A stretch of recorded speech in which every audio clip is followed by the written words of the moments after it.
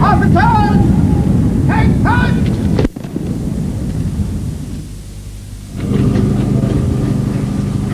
A guardsman cleaning and polishing his kit. It's daily routine for a man of the Household Division and public duties, the shining of the boots until the toe cap can be used as a mirror, the blancoing of the bayonet scabbard and the belt, brushing of the rifle butt, the grooming of the bearskins. For the public before whom any Guards regiment performs its duties has come to have high expectations, an immaculate turnout and unequalled perfection of drill.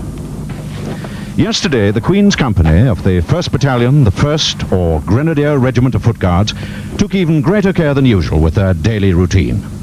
For this morning, at Horse Guards, they will be at the center of one of the world's great ceremonial occasions. The Queen's birthday parade, trooping the colour.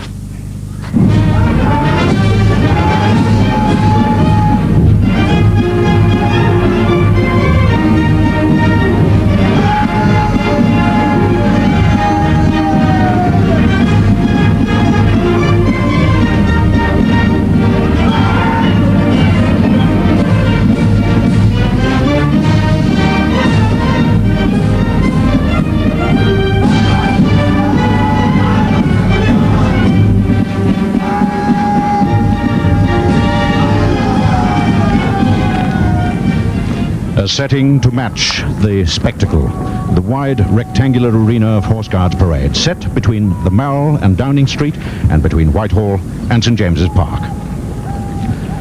To the north, the colour at the heart of this morning's parade, the Queen's colour of the 1st Battalion Grenadier Guards, in the charge of Sergeant David Chimes. To the right, Guardsman Brian Barnard, who's 19 and 6 feet 5 inches, and on the left, Guardsman Anthony Laywood, 21, all but 9 days, and 6 feet 8 inches tall. And behind them, the red brick off the Admiralty building. The stands crowded, as you can see. As they are all around this arena. To the east, William Kent's fine Horse Guards building, completed in 1760 after his death. Headquarters of the Household Division and London District, regimental headquarters of the Household Cavalry, with its famous clock tower in the middle, the most reliable and popular timepiece in West London until Big Ben took pride of place in 1859. And to the south, the old Treasury building and trees in the back garden of Sir George Downing's speculative housing scheme, Downing Street, home of the Sovereign's principal minister since 1732. And in the stand, the guests of the lady who in the last 48 hours has renewed her tenancy of number 10 for a further 5 years, representatives of the Commonwealth. To the west, where the Commonwealth flags fly, St James's Park, with the Guards Memorial standing where until 1905 there was a stall at which you could buy fresh milk from the cows grazing in the Royal Park. Much of the pleasure which Trooping the Colour gives to people who may not appreciate the finer niceties of the drill manual comes, of course, from the music. Most of it provided by the musicians of the mass bands of the Guards Division. The bands of all 5 regiments of Foot Guards, plus the corps of drums of the 4 battalions on parade, and also, this morning, the pipes and drums of the 2nd Battalion Scots Guards. 360 musicians in all, under the direction of Lieutenant Colonel Dick Ridings, Coldstream Guards, Senior Director of Music, Guards Division. To the left and in front of the mass bands, number 1 Guard, called at this stage the Escort for the Colour, and number 2 Guard. Both are found by the 1st Battalion Grenadier Guards, regular buttons, white plumes on the left of the bearskins being the right of the line. Numbers 3 and 4 Guards, number 3 Guard opened up for the arrival of the Queen Mother, are found by the 2nd Battalion Scots Guards, buttons in 3s as the 3rd Guards Regiment, and no plume on the bearskin. They were to have been on parade last year, but found themselves engaged in a fierce action at Mount Tumbledown instead. And so, many of them this morning are wearing their South Atlantic medal. The colours of the ribbon chosen to represent the cold waters of the Southern Ocean and the green slopes of the Falkland Islands. And that South Atlantic medal is also worn by many men of numbers 5 and 6 Guards, which form the corner of the L-shaped line, and are found by the 1st Battalion Welsh Guards, for whom this past week has been full of memories of their sad losses at Bluff Cove. Buttons in 5s as the 5th and youngest Regiment of Foot Guards, formed in 15, and a white, green and white plume to the left of the bearskin.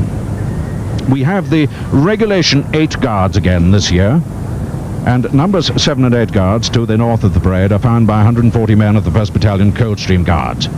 Buttons in 2s, red plume worn on the right of the cap, so that they can be identified when in their appropriate placing as the left regiment of the line. So, a more familiar sight than the 6 guards of last summer.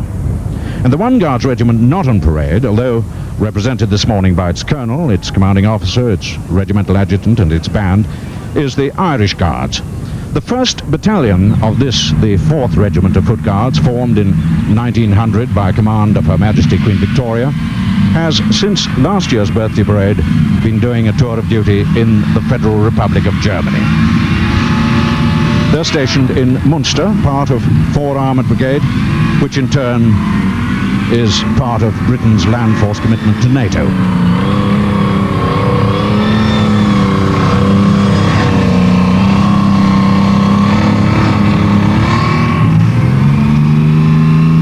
So this Guards regiment is in the front line of the West's defensive alliance. What we're seeing now is a fairly normal platoon exercise. It's all part of the continuous, realistic and arduous training which the Irish Guards will undergo during the next 3 years. Enemy sniper has been located in the edge of wood at grid 119654.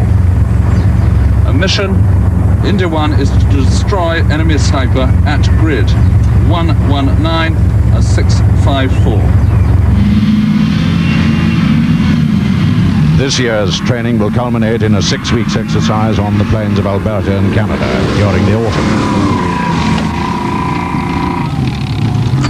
Live ammunition will then be used, and the battalion will be brought together with armour, artillery, anti-tank and air defense missiles, engineers and helicopters in maneuvers which, like these, are designed to train and test the regiment under the stress of battlefield conditions.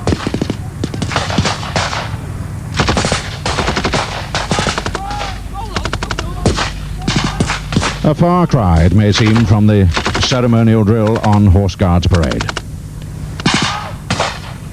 And yet it's closely linked in terms of concentration, discipline, attention to detail, and an ability to work together and to think together in pursuit of a common aim.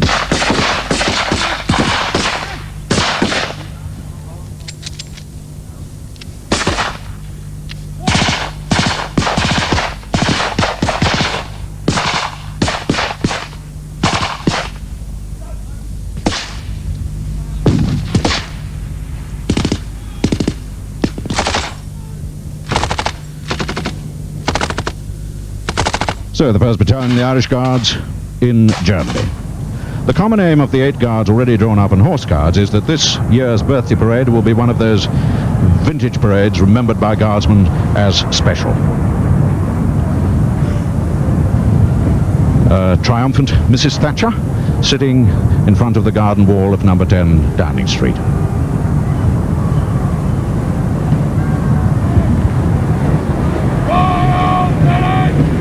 And along the Mall, the first of the 2 royal processions is approaching. That of Her Majesty Queen Elizabeth, who someone once said was founded in the same year as the Irish Guards, 1900. It left Buckingham Palace at 10:42 and now arrives at the approach road. The Queen Mother first attended the birthday parade 60 years ago to watch her husband, the Duke of York, riding in RAF uniform. He was 10 years later appointed Colonel of the Scots Guards, and 3.5 years after that unexpectedly became King. And there she is with the Princess of Wales and the Duke of Beaufort, an old friend, the same age. They first met when both were 17 years of age. Former Master of the Horse, of course.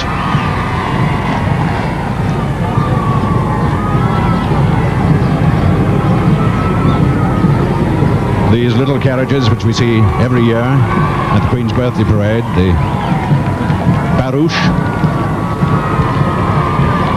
arrives along the approach road, lots of flags waving. The white flagpoles are carrying the flags of the Commonwealth.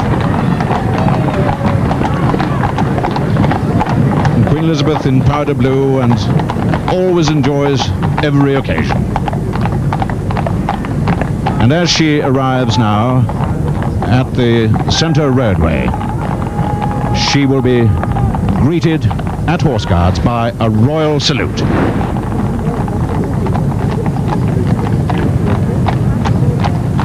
The Guards have presented arms.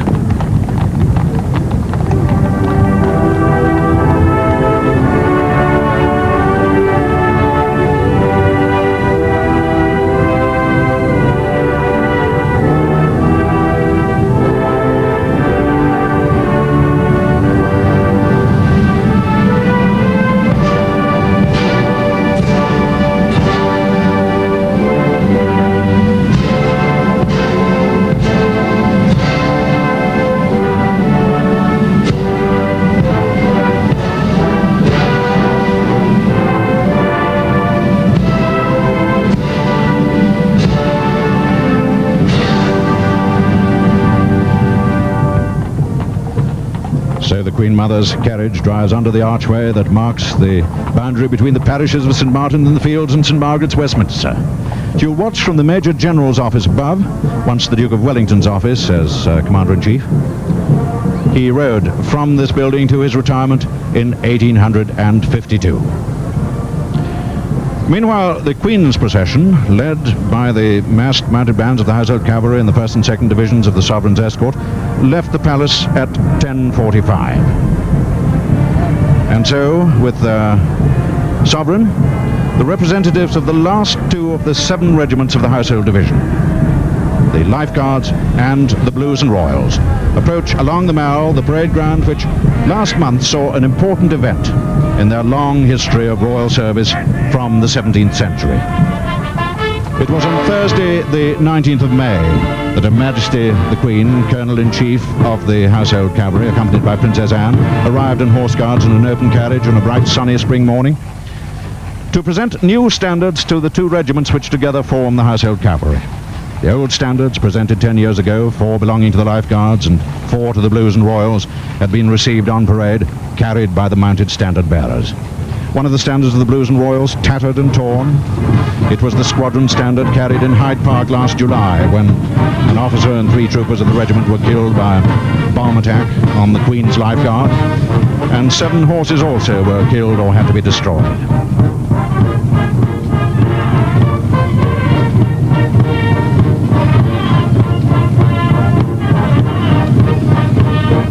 The old standards of both regiments were trooped along the ranks for the last time, before leaving the parade as the bands played Auld Lang Syne.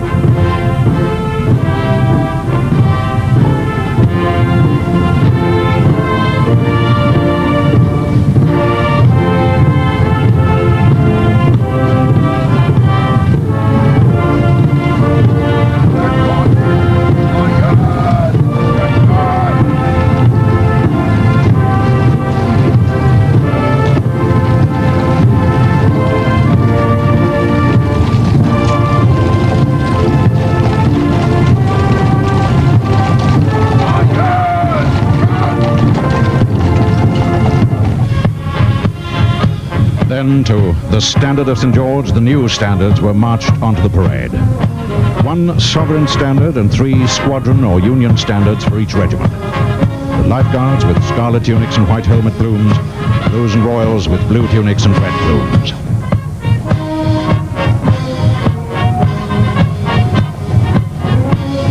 The standards were placed on the priceless silver kettle drums presented to the 2nd Life Guards in 1830 by William IV, and to the Royal Horse Guards, the Blues, part of the Blues and Royals, by George III in 1805. The mounted standard parties had returned to the parade to receive the new standards.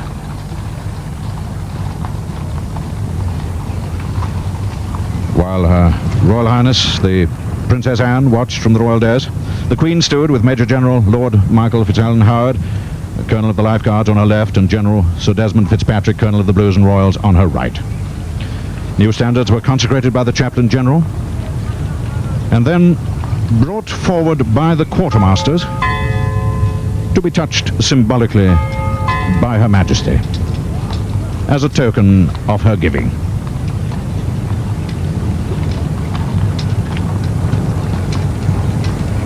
before being received by the commanding officer of each regiment and handed to a corporal major.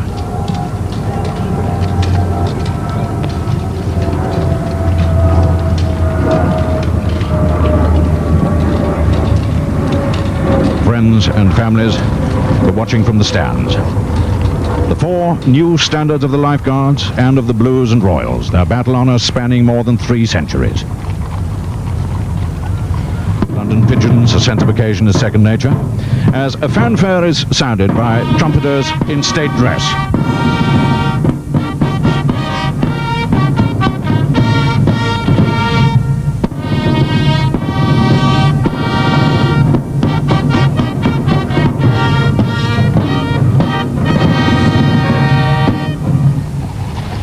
Then the mounted squadrons rank past their colonel-in-chief.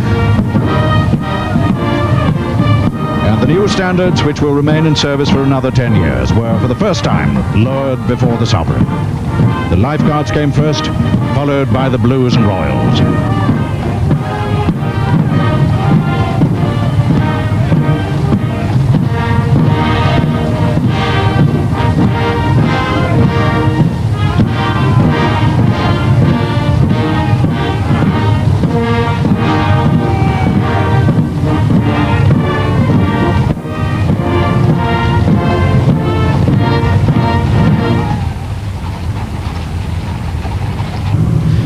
Then, as a reminder that the Household Cavalry is much more than 2 mounted squadrons appearing at ceremonial occasions in gleaming breastplates and helmets, representatives of the 2 armoured regiments, not often seen in Horse Guards parade, drove past.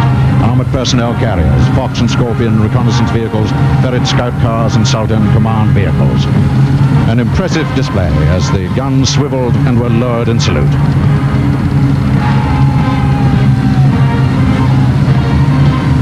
And so an unusual blending of horsepower, ancient and modern, on this most revered and traditional of parade grounds. And Her Majesty the Queen arrives now at the approach roads to a tremendous cheer, wearing the uniform of Colonel-in-Chief, the Grenadier Guards, preceded by Sovereign's escort, 2 divisions of the Life Guards,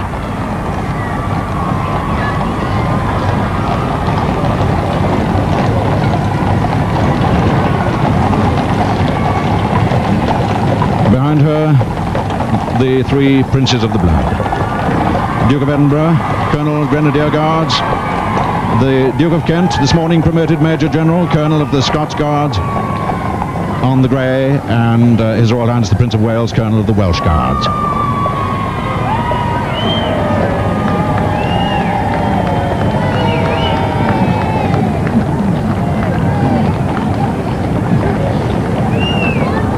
Her Majesty riding Burmese, black mare, given to her by the Royal Canadian Mounted Police, 21 years old. Been used since 1969. A wonderful old fellow. The flags of the Commonwealth. She now rides past the flag of Zambia and Zimbabwe and onto the parade ground.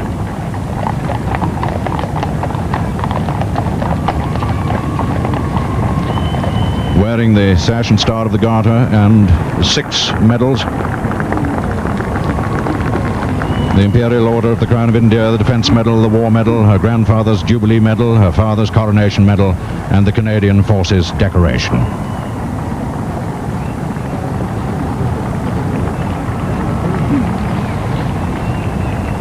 The Duke of Kent there on the grey, who suddenly this morning found himself promoted from Lieutenant Colonel to a supernumerary Major General. He succeeded the Duke of Gloucester as Colonel of the Scots Guards, and he was the last Royal Prince to be promoted from Major to Major General by his brother King George VI.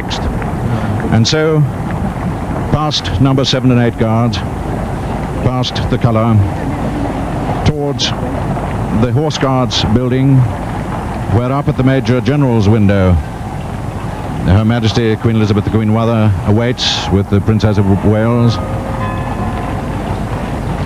That wonderful old timepiece in the clock tower and Horse Guards strikes 11 o'clock.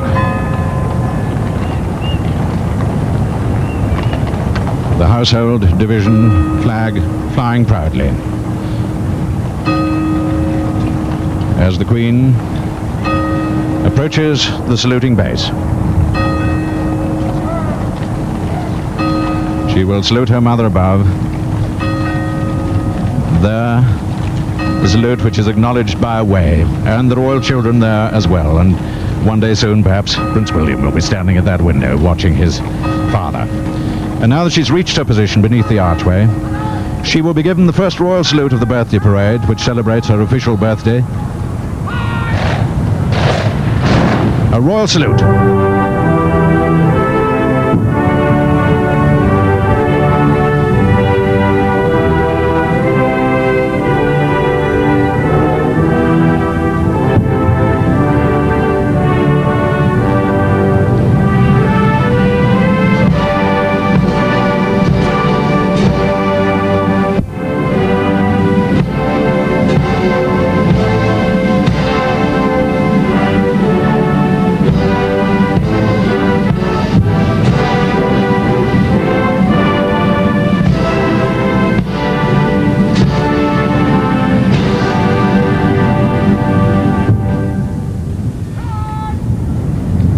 As that royal salute is played, so from Hyde Park, the 41-gun royal salute fired by the King's Troop Royal Horse Artillery sounds out across the parade ground.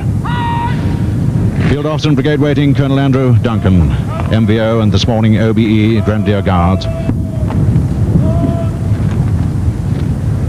brings the Guards to attention.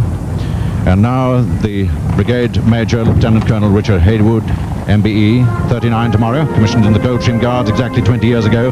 The producer, as it were of the Queen's birthday parade, followed by 4 troopers of the Life Guards.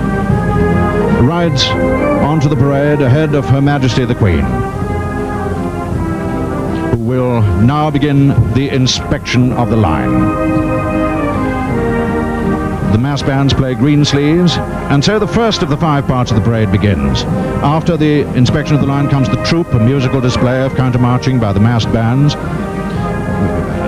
followed by the collection of the colour by the escort, who then troop it through the ranks, the march past in slow and quick time, and finally the rank pass by the household cavalry at the walk and the trot, included within the main part of the birthday parade since the first year of the Queen's reign.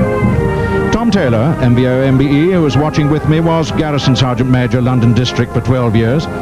He retired after Her Majesty's Silver Jubilee in 1977. He served with the Grenadier Guards for almost 35 years, and during his time with London District was responsible for overseeing the drill on all ceremonial occasions in London, including 12 birthday parades. Some 20% of the Guards are now taking part in their first Queen's birthday parade. The steadiness of the inspection line is the climax of some 5 to 6 weeks drill and rehearsal, and is proof of our sound depot training in all aspects of drill. The position of attention being the first position they are taught, the Guardsman learns to stand still with perfect steadiness without fidgeting or discomfort. In the field, unnecessary movement catches the eye of the sniper or observer, so demanding perfect stillness and steadiness as a dual purpose. Today, as Her Majesty passes by, they stand with pride in themselves and in their regiment, and in particular the Grenadier Guards, whose colour is on parade today, Her Majesty the Queen having been their colonel when Princess Elizabeth.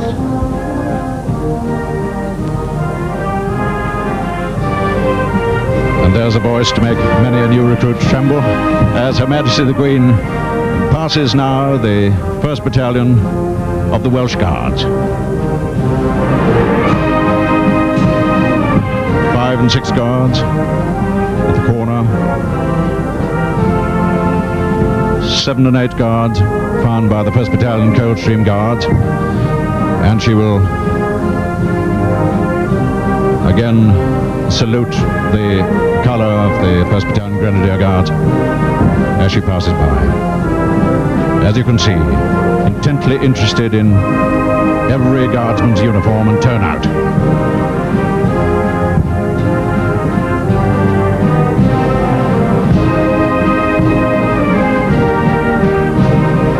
She'll turn the corner of number 8 guard, past the adjutant in brigade waiting, Major Tedder, on his horse march past. The three princes of the blood behind, the Duke of Edinburgh in the centre, and his right, the Prince of Wales, the Duke of Kent.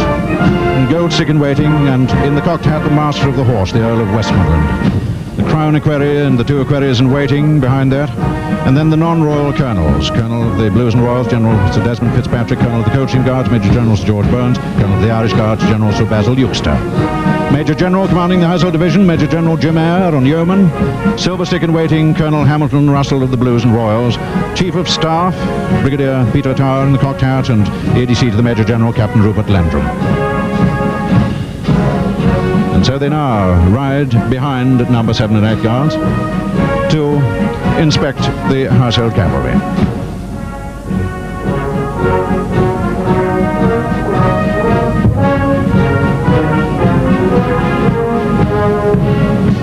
And the music has now changed to the quick march, Portsmouth.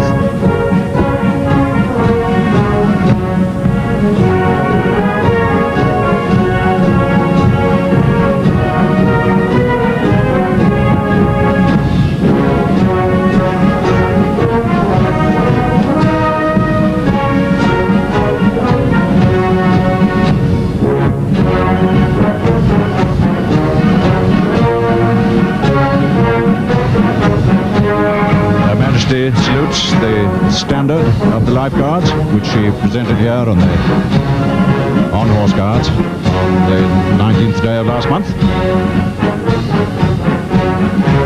Past the two drum horses, Coriolanus from the Life Guards and Caractacus from the Blues and Royals, Scotland.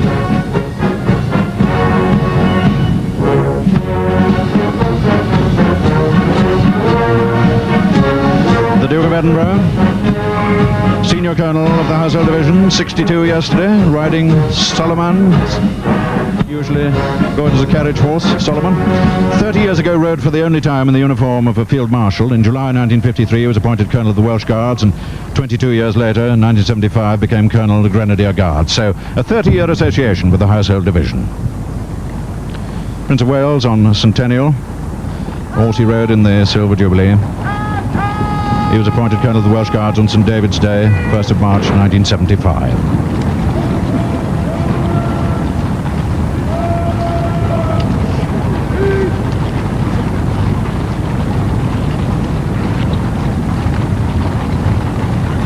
And so the Queen and her attendants move back towards the saluting base at the front of Horse Guards building. And when the Queen and her senior officers have returned to the saluting base, the mass bands will troop in slow and quick time. There are 5 drum majors on parade in state clothing at the front of the mass bands. Because Her Majesty is present, they wear their state clothing.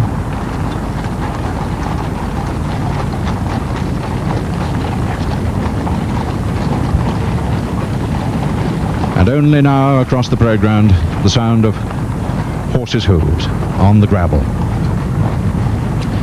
The 5 drum majors on parade in state clothing wear velvet caps, gold lace tunic with gold fringed crimson apron and white buttoned gaiters. Senior drum majors, Drum Major Peter Foss, Scots Guards, from the Guards Depot.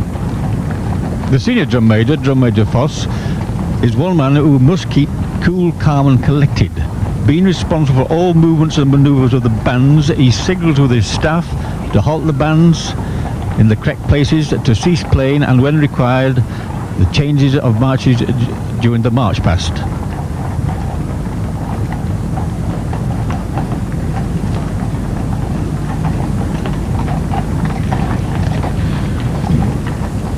The field officer, first of all, will bring the guards to attention, as he's now doing.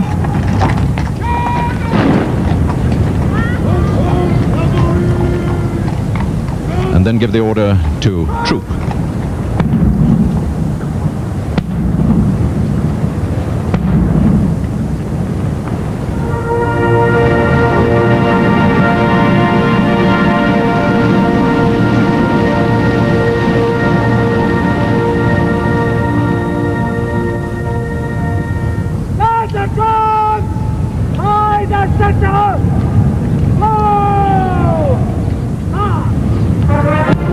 Major Force gives the command, and the mass bands move off to the traditional slow troop, the Huguenots by Meyerbeer.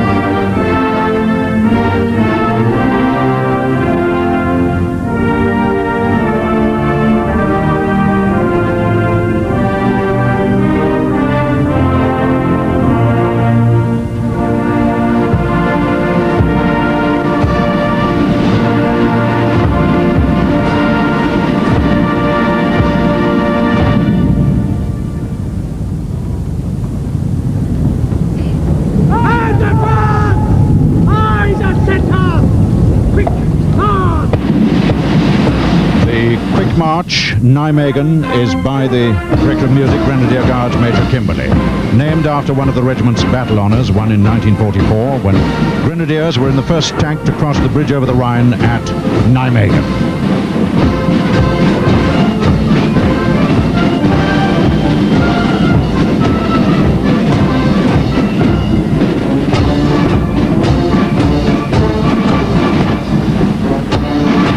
Sergeant Raymond Davis joined the Army aged 15 in 1963. Tomorrow is his 35th birthday, and he marches now from the march bands to his position to the right of the escort. And when the bands have stopped playing, he will beat the drummer's call, which is a signal for the officers to take post.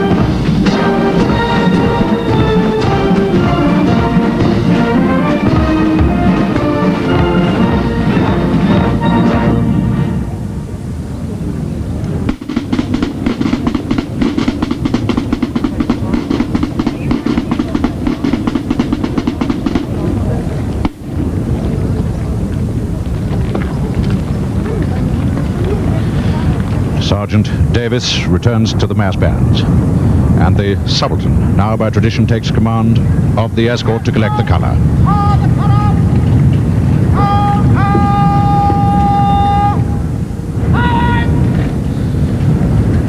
Field officer gives the command for the escort to shoulder arms. Stand the remainder of the parade at ease. And now the second captain of the Queen's Company, the Captain Jeremy Wills. The Queen's Company are finding the escort for the colour, as it's called at this stage. Stands in front of the escort.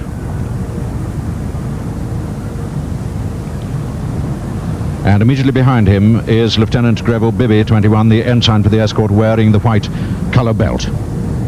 Escort! For the colour! Fly! The left! Forward! Lieutenant Bibby gives the... Captain Wills, rather, gives the command. Lieutenant Bibby, the ensign, walks behind him. The escort move off to the British Grenadiers, the traditional march of the right flank companies.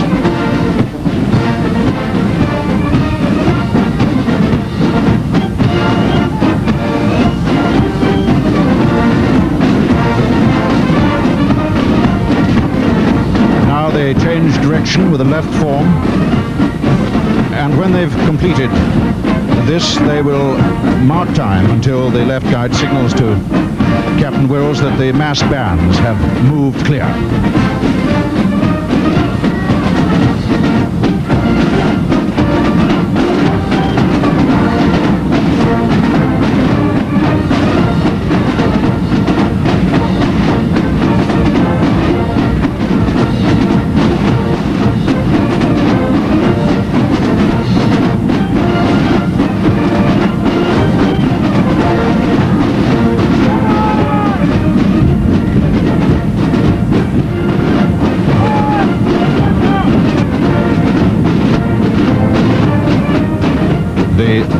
Escort for the colour moves forward, and now as Captain Wills crosses the roadway, he looks for the marker stone 15 paces from the colour party, where he will halt the escort.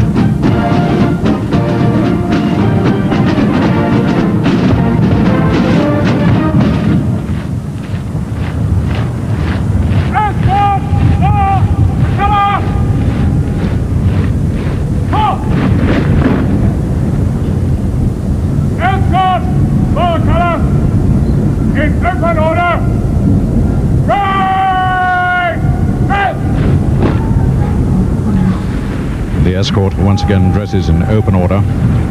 The mass bands about turn, and the rest of the parade will be called to attention to witness the handing over of the colour, a solemn moment in the parade.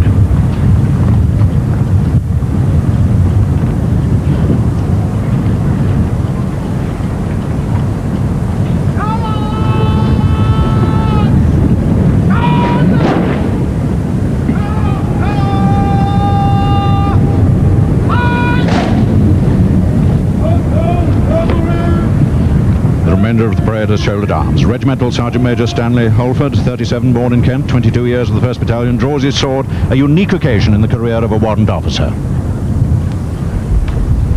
Sergeant Holford's sword drill must be impeccable. The Sergeant Major of a battalion is responsible to the adjutant that all officers' sword drill is of the highest standard.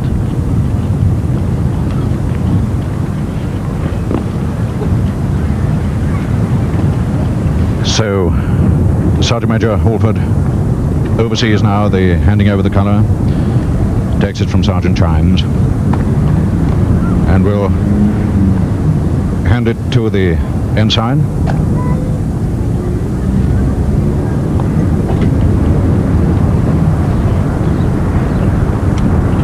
The ensign has halted 9 paces from the colour party. He will now sheath his sword, having saluted the colour. And when he has received the colour from Sergeant Major Holford, he will turn about to show the colour to what has now become the escort to the colour.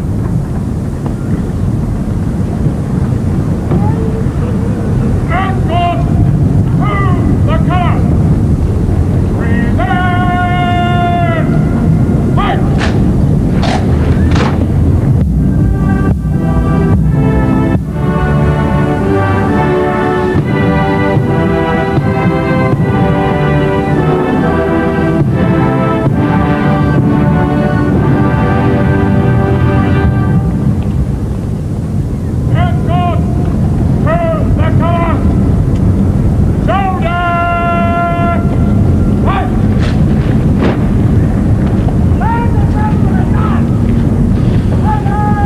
Bibby, the regimental sergeant major, and the colour party now take their places in the escort.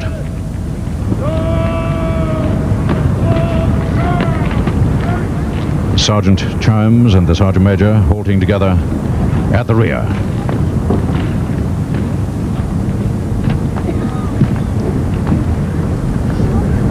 Escort to the colour by the center.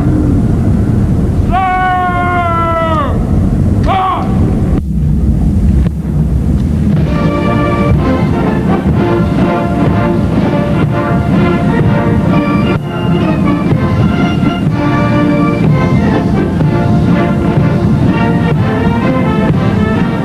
Captain Wills now brings the escort into a position to begin trooping the colour through the ranks. And meanwhile, the 360 musicians in the band perform their amazing spin wheel.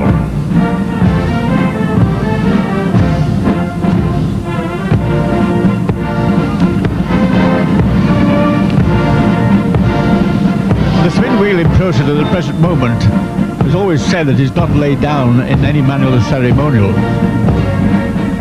The Garrison Major, London District, has a big hand in drilling the bands. This he does on the square in barracks. First by turning half the band round and doing a left incline. It gives some idea of where the bandsmen have got to go to. There's always a strong nucleus of musicians who have done this movement, and the very, very new bandsmen very, very quickly pick it up without getting lost.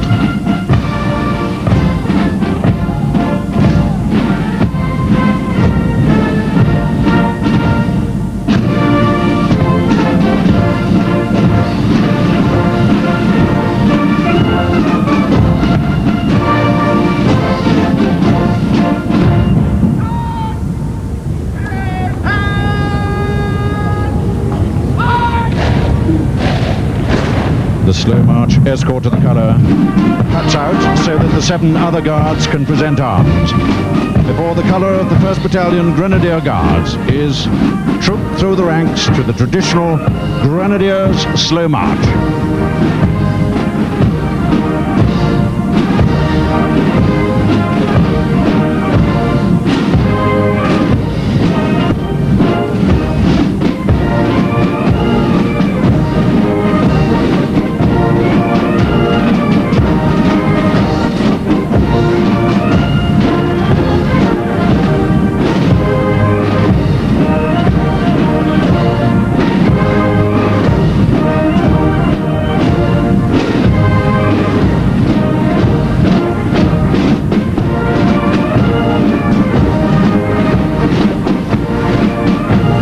This ceremony of trooping the colour through the ranks is older than the army itself. From time immemorial, the leaders of men in battle had devices to which their followers rallied.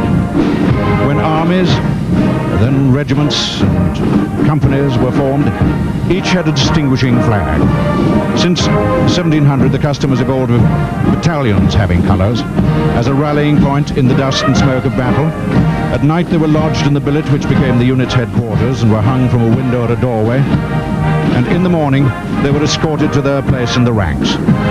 In strange surroundings, the colours had to be familiar to all, and in time they came to be revered as consecrated symbols of the ongoing spirit and pride of a regiment, handed on from one generation to another.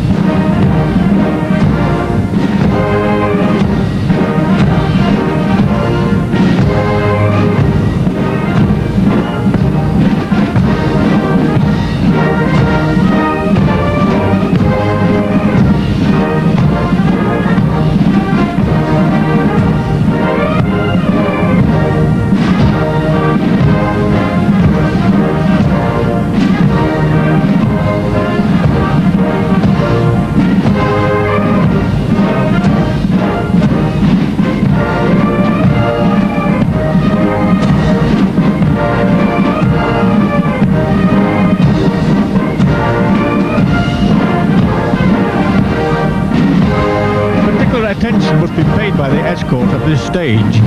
To be able to get back into their original position, they must keep closed up and covered off so they can advance, present arms without having to do a dressing. This is done to keep the parade flowing, to keep the pot on the boil, as it were.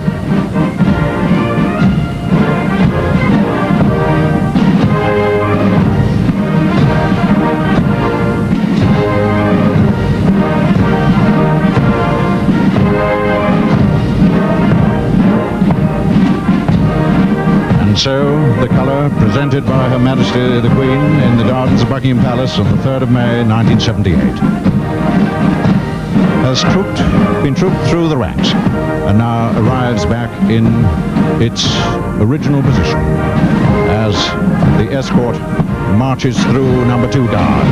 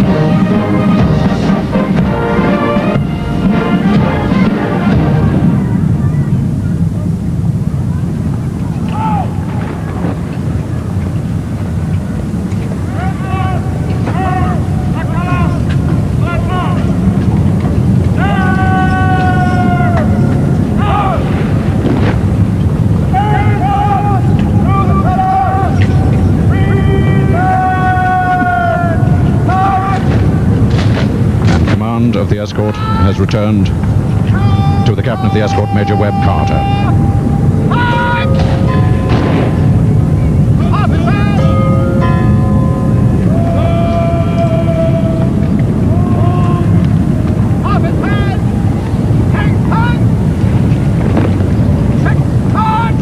The guards have now shouldered arms, and then the officers take post.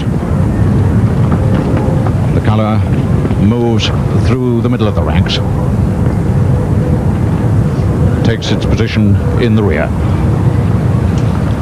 The adjutant of the parade rides down behind 6, 7, 8 guards to the re-entry angle so that he can cover off the guides who have turned and recovered their arms, and he will give the command a steady.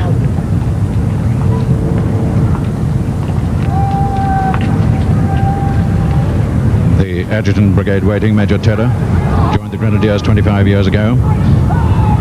His horse is march past, bay gelding, 13 years old. And nearest to us, the Major of the parade, Major Stevens, Welsh Guards, second in charge, in command of the Guards Depot.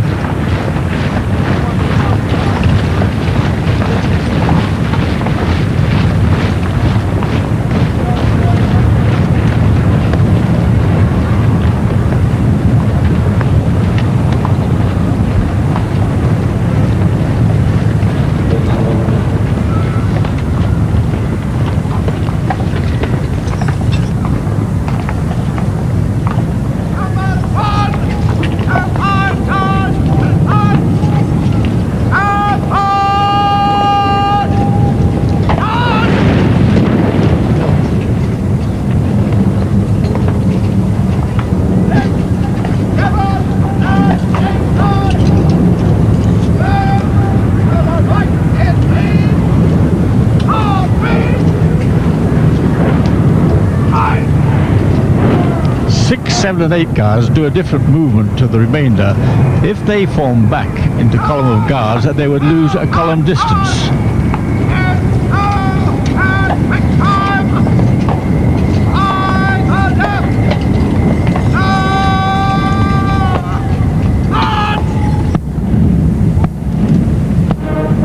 And so the march past in slow time begins.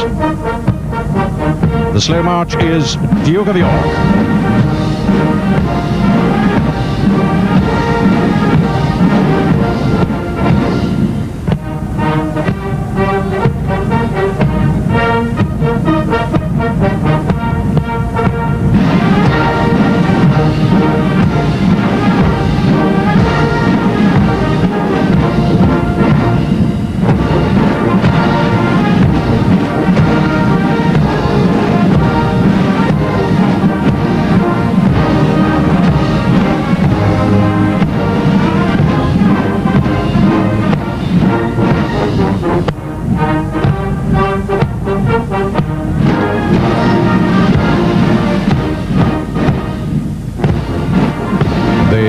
always honoured by those in the stands. And at the front of the parade now, the field officer and brigade waiting, Colonel Andrew Duncan, the Lieutenant Colonel commanding the Grenadier Guards, has taken his place in front of the Major of the parade. The field officer on bugle boy, a veteran of 22 years, bay gelding.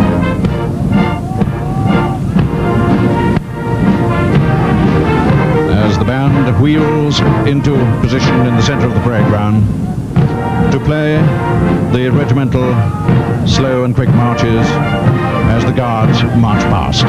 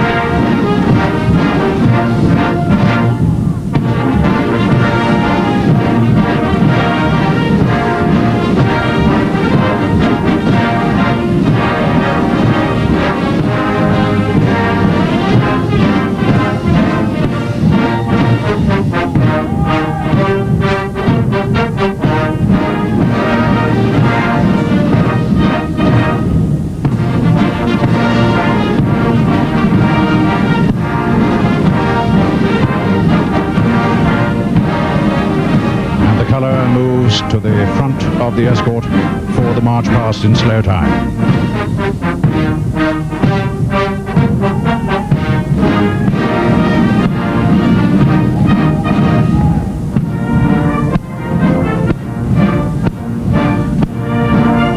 The escort having changed direction but not formation with a left form.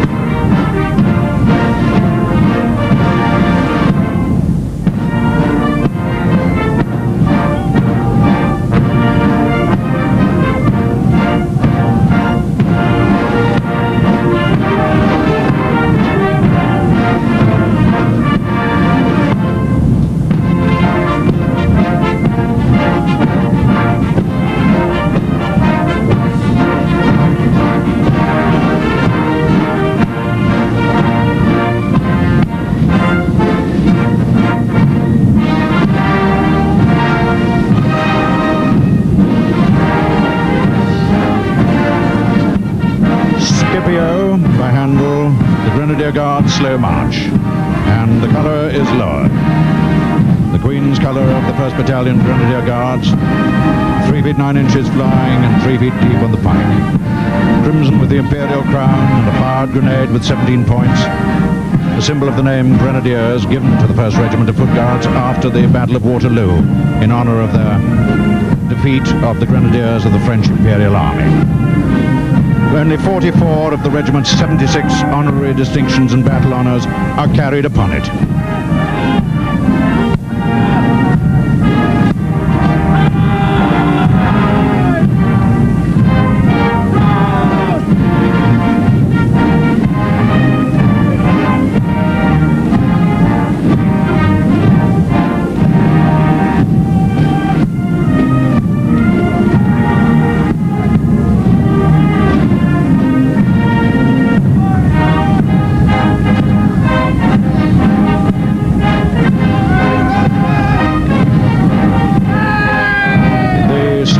The Scots Guards, the garb of old Gaul, as the 2nd Battalion Scots Guards march past.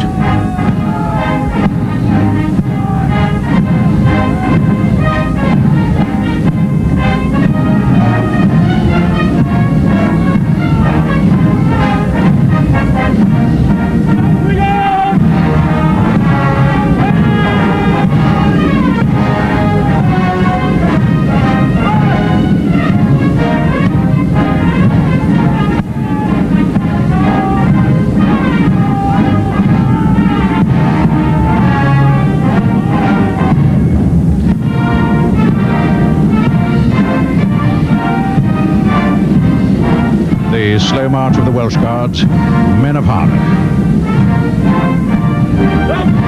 as the 1st Battalion Welsh Guards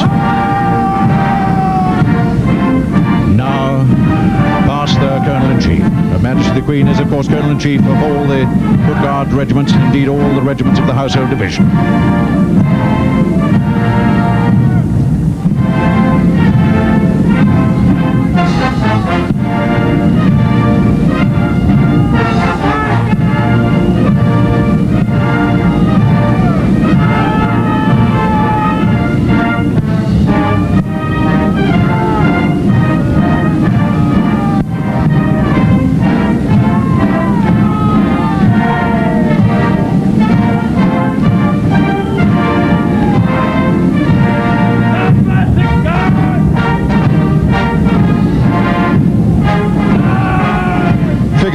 The slow march of the Coldstream Guards, as the 1st Battalion Coldstream Guards now marches past the sovereign.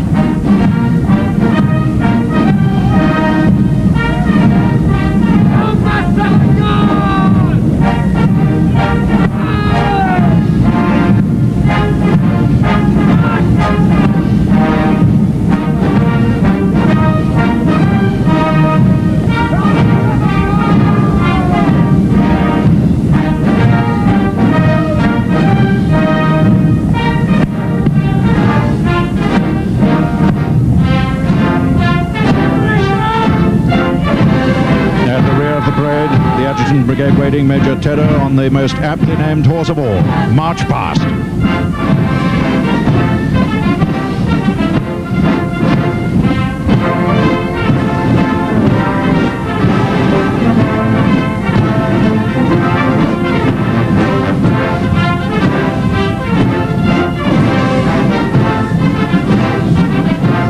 And the field officer has now saluted Her Majesty, and he returns to the center of the parade so that he can give the command to the 8 Guards to break into quick time.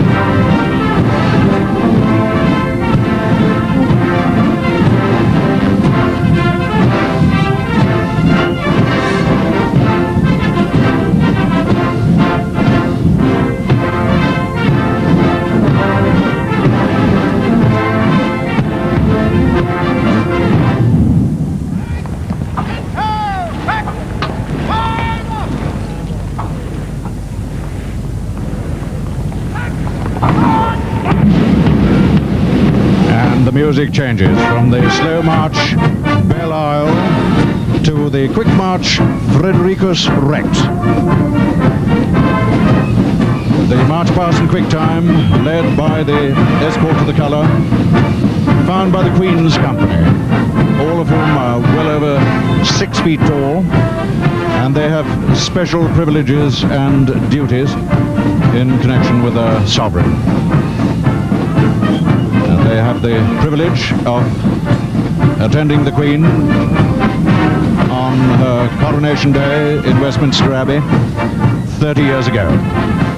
And also, it was the same colour, or at least the colour of the same battalion, the 1st Battalion Grenadier Guards, that was trooped only a few days after her coronation in June 1953.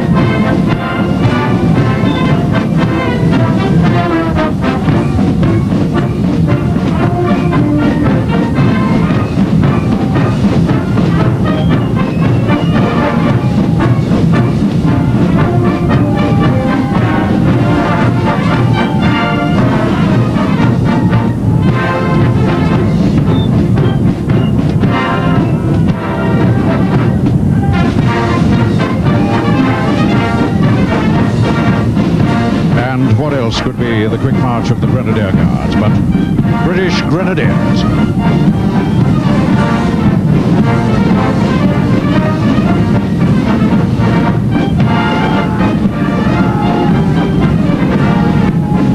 And on this occasion, the colour marches behind the escort.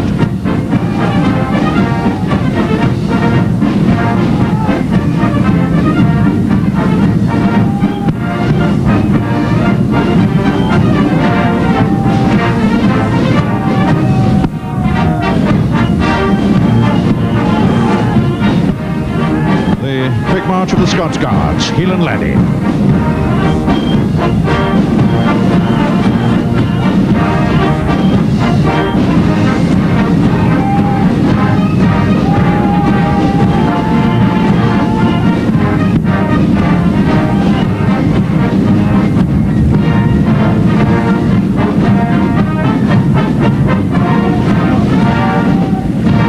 Rising of the Lark, the quick march of the Welsh Guards.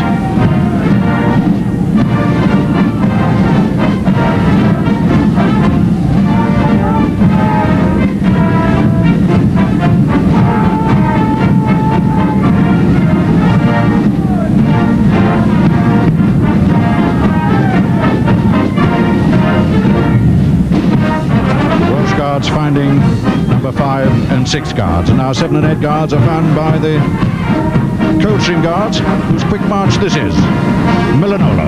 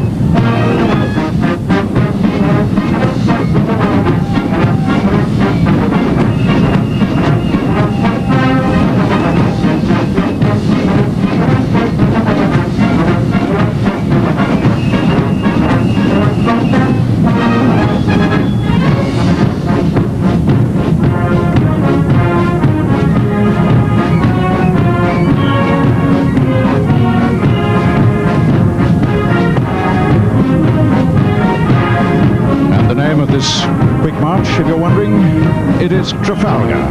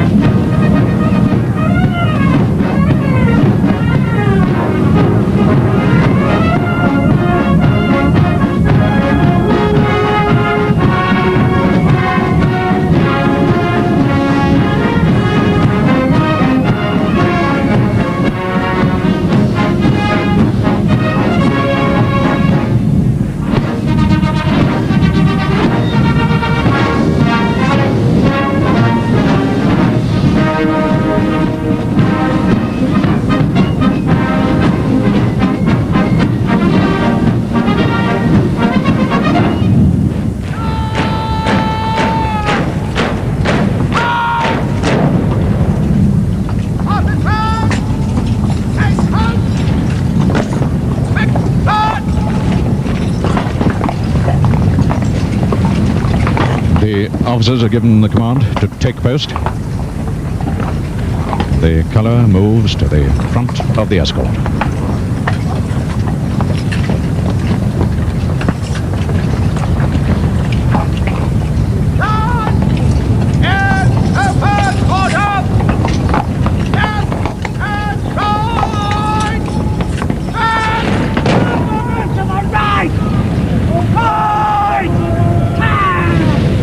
The guards, left and right dress. The drum major gives the command, and the massed bands are led away from the saluting base by the pipes and drums of the 2nd Battalion, the Scots Guards, playing Kirkhill.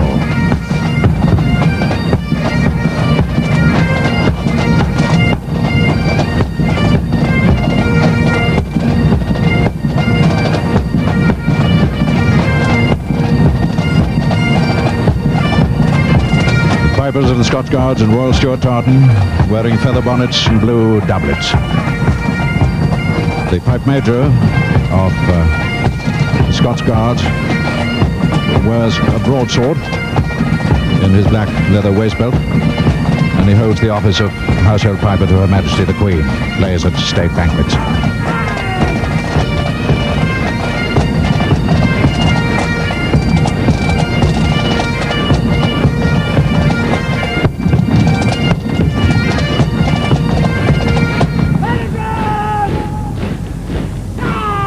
And so, as the massed bands vacate the centre of the parade, their place is taken by the massed mounted bands of the Household Cavalry. The Director of Music, Major Tony Richards, has been Director of Music with the Life Guards since 1970, but joined the Army 36 years ago. His charger is Tessa, and the two drum horses from the Life Guards on the left as we look, Coriolanus and Caractacus, the taller horse on the right from the Blues and Royals squadron, ridden by Corporal Major Lund. The Life Guards and musician Timothy Francis of the Blues and Royals. The standard that was presented, carried by the standard bearer, Squadron Corporal Major Lawrence, who has served 18 years with the Life Guards, the trumpeter by his side, and the cabaret. Trumpeter always rides a grey horse. This one is called Delilah.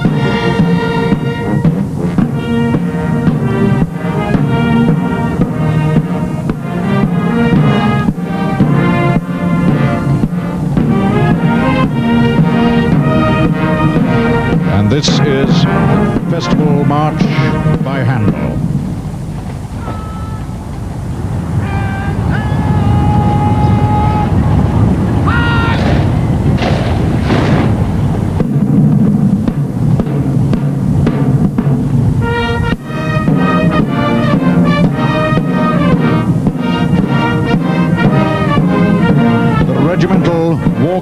march of the Lifeguards.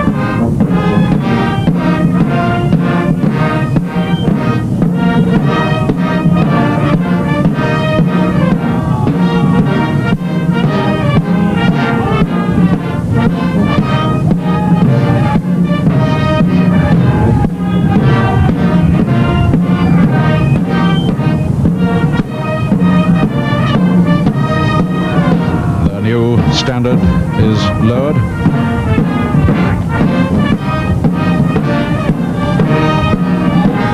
The coverer guarding it with drawn sword.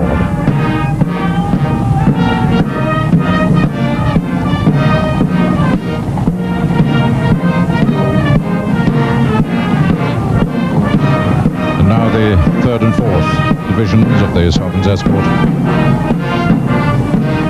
walk past to the regimental walk march of the Blues and Royals.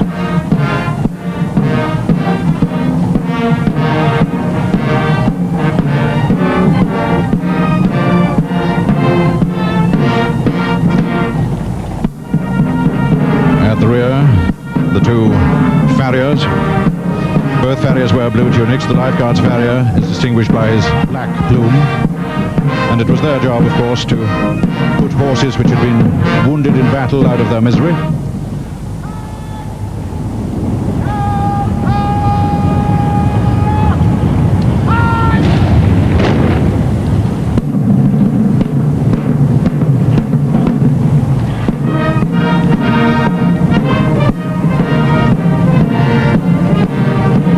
The trumpeter, Lance Corporal of Horse Orchard, appearing on his 8th Queen's Birthday Parade, who will give the signal for the trot to commence.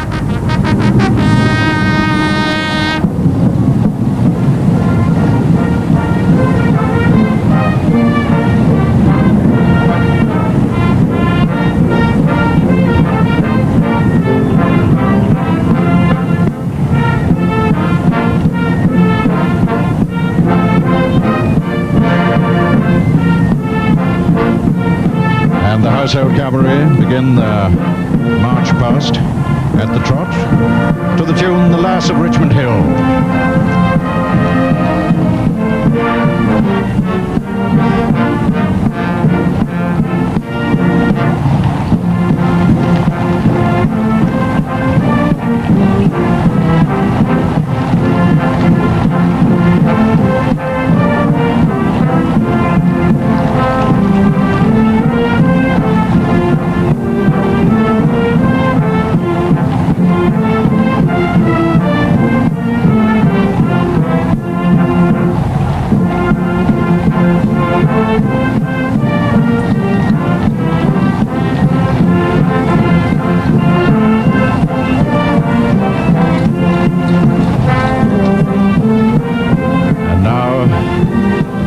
Marches early one morning.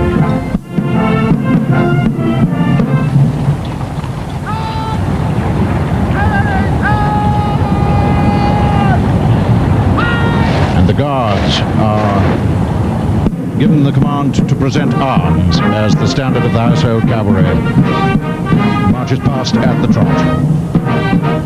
To the regimental trot, the keel roll.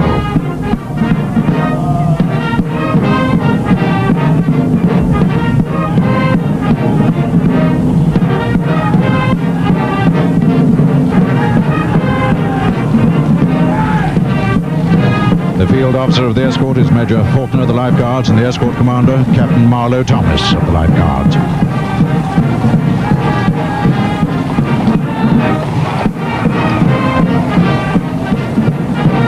And none of the commanders of the 4 divisions have ridden on this parade before, so it must be a proud day for them. A wonderful turnout of men and horses. The horses were groomed for 6 hours yesterday, and this morning reveille for the grooms was 6 a.m. And the horses have been in parade since 9:30, groomed and saddled.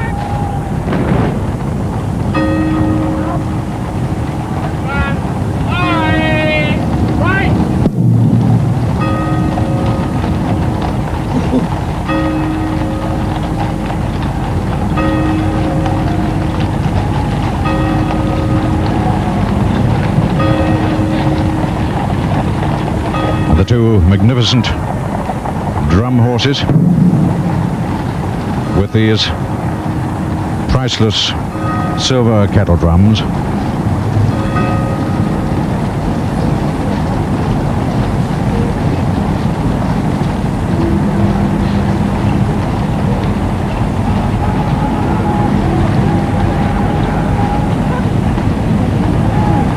So they massed mounted bands. The mounted bands of both Household Cavalry regiments have been on the birthday parade since 1971. Some 52 musicians.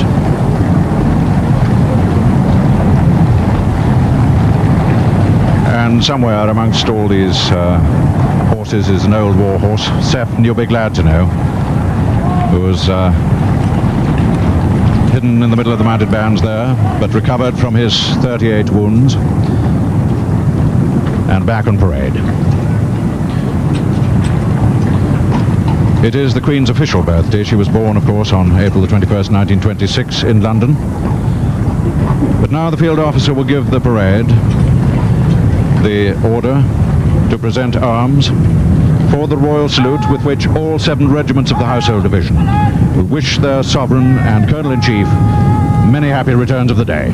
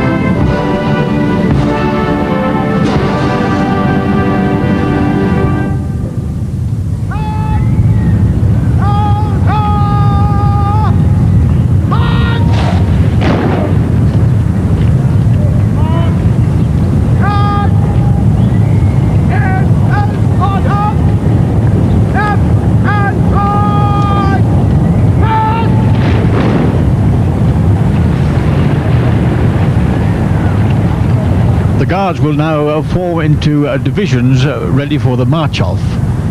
Before 1972, each Guard formed into 3 divisions. This made a very long column, and when marching off the parade, the mass bands would be in the Mall, and the rear division could still be on horse guards. The rear divisions had the greatest difficulty in hearing the music. I was asked to correct this. This was achieved by forming the Guards into 2 tight divisions and then closing the divisions up into close column before stepping off.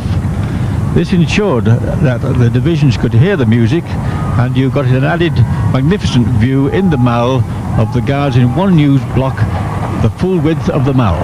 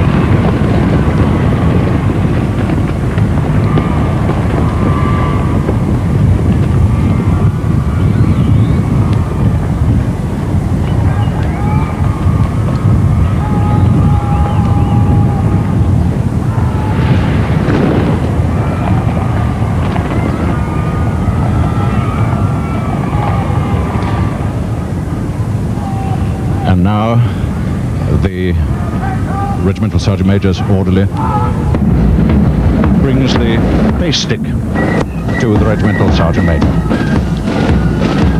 The Sergeant Major's pace stick is a very important aid to drill. It is able to open up like a large pair of dividers and is used for measuring distance, and when on the march controls the length of pace. By deft turning of the wrist and hand when on the march, the stick can be turned at the marching rate. The normal length of pace for marching is 30 inches.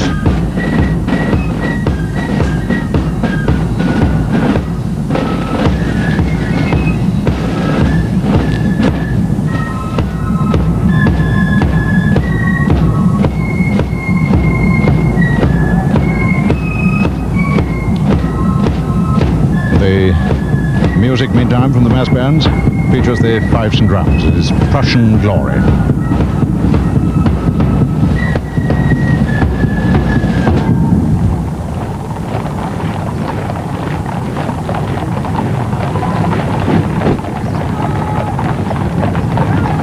So the music of the fours of drums falls silent, and we have the wonderful sound of the Sovereign's escort now making its way slowly up the approach road beneath the flags of the Commonwealth.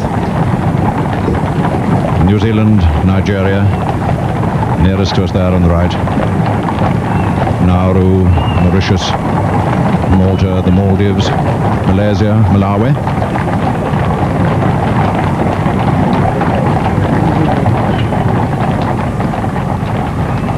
They move up the approach road beside the Citadel building, covered with ivy, looking trim and shapely this morning. And there's even a stand up on top of that.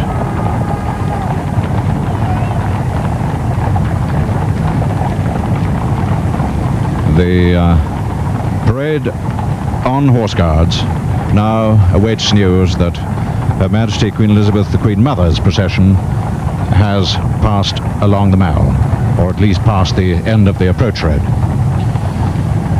She left the Major General's office after the final royal salute of the parade, and the field officer is given a signal that her procession has passed the approach road, and only then can he ride towards the Queen and ask permission to march off the guards to their duties. And here's Her Majesty Queen Elizabeth in her carriage with the Princess of Wales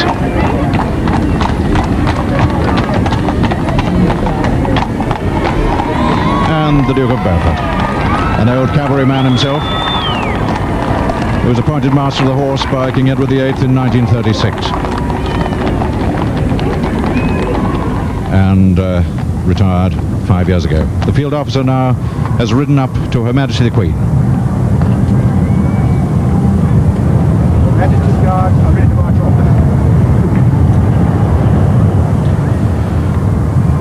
Colonel Duncan has announced to Her Majesty that her guards are ready to march off, and the Queen has given her permission for this to happen.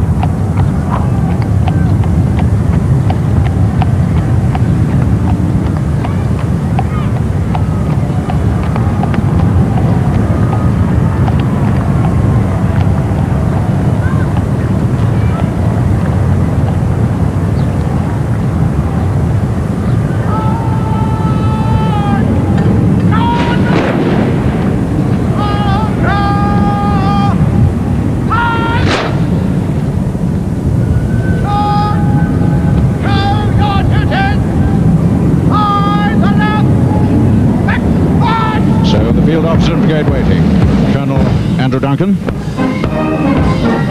gives the final command of the parade: to your duties, by the left, quick march. The Guards still have some 35-minute march back to barracks. The leading division, when approaching Buckingham Palace, will go into the palace forecourt and do the normal guard change. Some of the men in that division will go straight onto sentry duty to relieve the old guard sentries of the 1st Battalion Coldstream Guards at Buckingham Palace and St James's Palace. The remainder of the divisions rank past Her Majesty at Buckingham Palace and then on to barracks, no doubt thinking of the future. The Grenadiers, more public duties, and then extensive training for another tour of Northern Ireland. The Coldstreamers, more public duties, with the next site to look forward in Kenya. The Scots Guards, public duties and then off to Scotland for training. The Welsh Guards, public duties, then off to the sun in Cyprus, August, September of this year.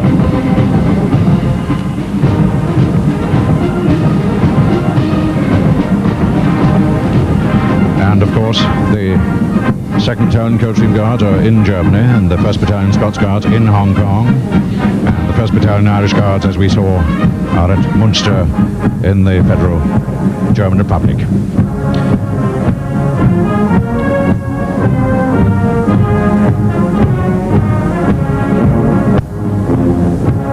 And the massed bands play Pride of Princes Street.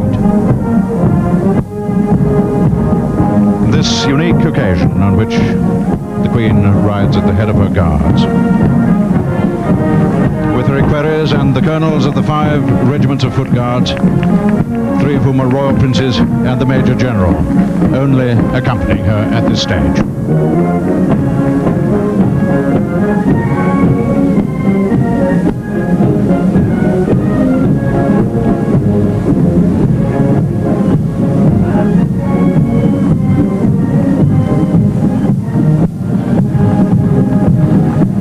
And so now into the approach road under the Commonwealth flags.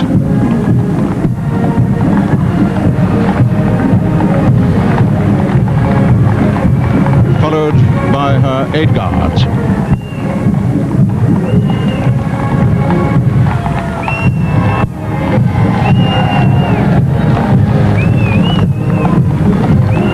And we can hear the cheers from the Mall here in Horse Guards.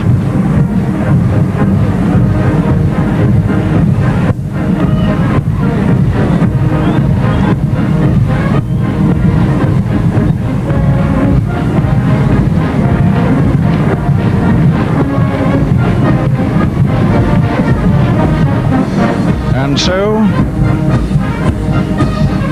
in a week that has witnessed many changes of fortune in the world of political strategy, and against a backdrop of the flags of a Commonwealth of Nations that has altered beyond recognition in names alone from the British Empire of 50 short years ago, the once-a-year sight of the Queen's Majesty riding home at the head of her foot guards, regiments that together have given over 1,000 years of service to the Crown, at the conclusion of a ceremony which we know was performed hereabouts 2.5 centuries ago. And in so doing, she continues a custom begun by her grandfather, King George V, and confirmed by her father, King George VI.